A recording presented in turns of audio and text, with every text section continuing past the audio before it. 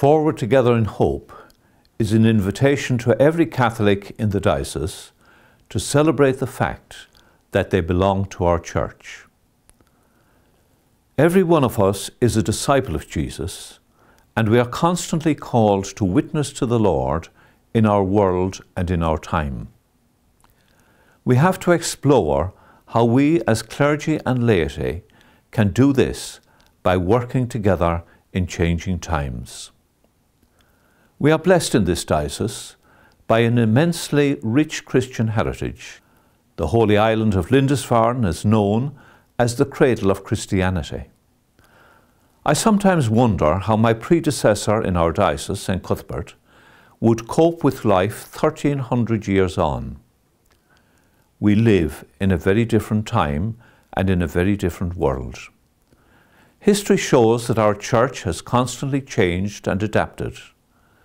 We have coped with the destruction of the monasteries and persecution, and welcomed an influx of Catholics from all over the world. We now have to adapt once again as the number of priests and lay people diminishes. The Holy Spirit is with us in our vibrant diocese and will guide us as we look into the future with courage, exploring how we can become faithful disciples of Jesus.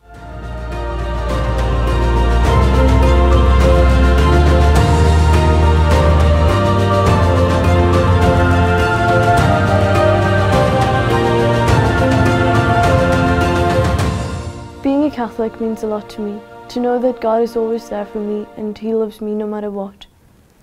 To know that I'm making a difference to this world by following Jesus' examples and following the teachings of the Word. Last year I took part in a retreat in which I encountered the Holy Spirit and came back and I was filled with joy. And I'm still keeping my faith alive by going to church and receiving the Eucharist and talking to other people about God and joining together as a youth group to celebrate God's gift of life. It is certainly true that we have fewer priests in our diocese than we had in years gone by. Our most recent Northern Catholic calendar tells us that we have 109 non-retired priests in our diocese, serving over 170 worshipping communities. It was a terrible shock to learn that Ushaw was to close after over 200 years of training priests for the whole of the north of England. At the present time, we have only 4 men in formation for priestly ministry. The number of worshipping people in our churches has fallen dramatically over the last 30 years or so, from around 100,000 to less than 37,000. Over the last 5 years, our weekly offertory collections have gone down by around 20% in real terms. In the months to come, beginning at Pentecost, every one of our worshipping communities will be given the opportunity to look carefully at itself. Everyone will be invited to explore the viability and vitality of the community. The booklet and CD made available with this DVD explain in more detail how the self-assessment will allow each community to explore its vitality. There'll be an opportunity to look at how the community worships and develops its spiritual life, how financially viable it is, how it uses its buildings, how active parishioners are, how young people influence the life of the parish, how the community develops lay ministries and cares for those in the community, how the community is involved in outreach in the local community and beyond, how lay leadership is encouraged, how we are all formed in our faith, and how we engage with neighbouring worshipping communities. Each community will have around 6 months to look at all of this, and our intention is to have all the self-assessment process completed before Advent this year. Once all the work is done, the completed questionnaires will be analysed to see how rich and varied the presence of the Church is in our diocese. The data will be collated and then returned to the community so that it can be checked. It may well be that the community will be able to look at itself in a different way because of all the thinking and reflection that has gone into it over the months between Pentecost and Advent, and can form the basis for any further changes that may be necessary. Our diocese is embarking on a journey of self-discovery and renewal. We will discover all sorts of things about ourselves, and with the help of the Holy Spirit, we will become more aware of our responsibility of being disciples in a flourishing diocese. So what we need to do now is to look carefully at the documentation we've been given.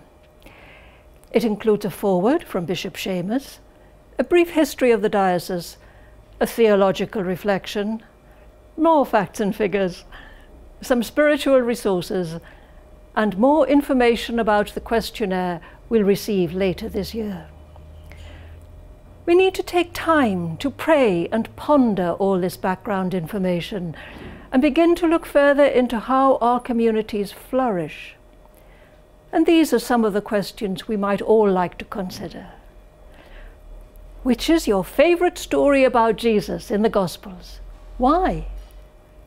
Which stories in the Gospels could encourage your community to become more committed disciples of Jesus? And which stories in the Gospels could encourage your worshipping community to become more involved in your neighbourhood? My hope is that working together, we will all look carefully and realistically at our communities with a view to discovering how best we can use the resources we have in the future.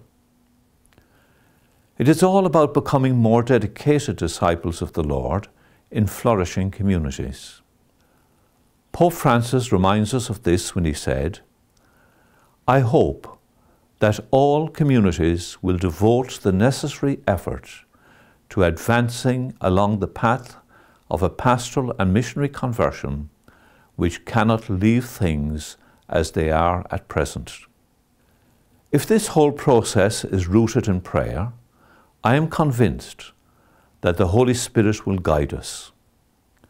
This is a new and exciting chapter in the history of our diocese. If we are to witness to the presence of Jesus in our world, if we are to become missionary disciples, then we will indeed need courage and imagination. I am sure that we can indeed move forward together in hope. Glory be to the Father, in whom we live and move and have our being. Glory be to the Son, whose name we bear and who calls each of us to be his disciple, to build his kingdom and to go out into the world and bear its fruit. Glory be to the Holy Spirit, pouring out grace and guidance, Forming us and renewing us. Inspire us all in the Diocese of Hexham and Newcastle to live the gospel, Be open to change, and to move forward together in hope. and to move forward together in hope. and to move forward together in hope. And to move forward together in hope.